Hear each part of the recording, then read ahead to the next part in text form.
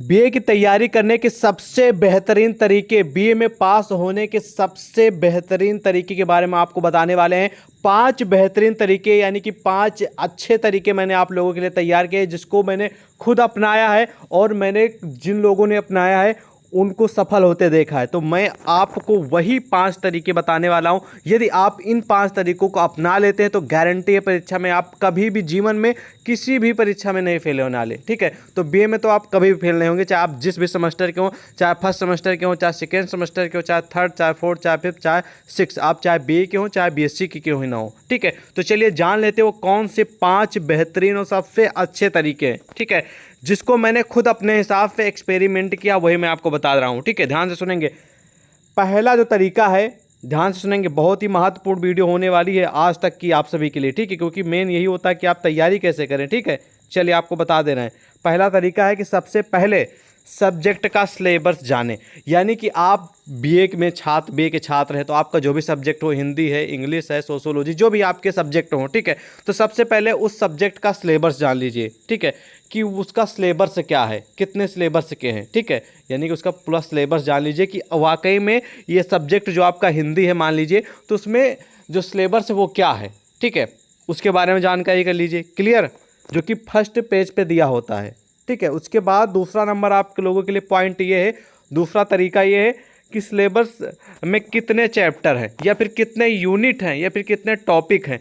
उन सभी चैप्टर को एक एक करके समझें कि क्या बताया गया है उसमें, यानी कि जो भी सिलेबस में चैप्टर होते हैं, ठीक है, जो भी यूनिट होते हैं, जो भी टॉपिक्स होते हैं सिलेबस में, उन एक एक करके सभी चैप्टरों के बारे में आपको पहले समझना होगा कि उस चैप्टर में दिया क्या गया है। ठीक है, जैसे कि आप बीए के हैं तो बीए में यूनिट चल रहा है इस समय। ठीक है, तो बीए में हर सब्जेक्ट में 8 यूनिट है। ठीक है, 8 यूनिट है, तो आपको सबसे पहले जानना पड़ेगा कितने यूनिट है और उन 8 यूनिटों में क्या क्या बताया गया है, कौन कौन से टॉपिक हैं। ठीक है, वो आपको पढ़ना पड़ेगा, क्लियर।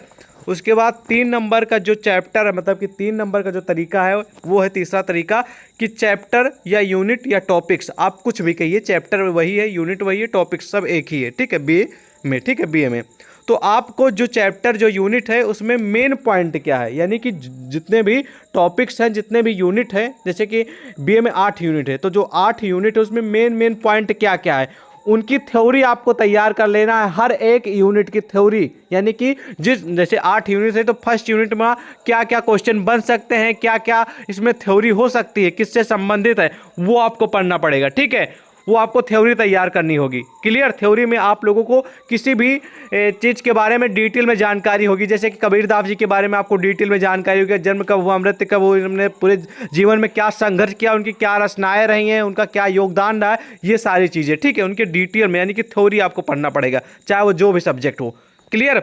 उसके बाद आपका जो चौथा तरीका वो है, ठीक है, कि आप, ठीक है, अब आपको दुकान से, यानी कि जो भी आपका नज़दीकी स्टेशनरी हो, बुक डिपो हो, ठीक है, वहाँ से आपको क्वेश्चन बैंक, अगर आपकी यूनिवर्सिटी में चलती है, या फिर सीरीज चलती है, या फिर सॉल्व पेपर चलते हैं, मान लीजिए कुछ यूनिवर्सिटी में सॉल्व पेपर चलते हैं, ठीक है, तो आपके पास क्वेश्चन बैंक या फ्रीज, ठीक है, उसको आपको खरीद लेना है। ठीक है, तो उसमें जो क्वेश्चन आंसर दिए गए हैं उनको आपको तैयार कर लेना है। जो भी आपकी यूनिवर्सिटी में सीरीज चलती हो, क्वेश्चन बैंक चलता हो, ठीक है, मॉडल सॉल्व मॉडल पेपर चलता हो, तो उसको आपको खरीद के उसमें जितने भी क्वेश्चन हैं उनको तैयार कर लेना है। ठीक है, क्लियर।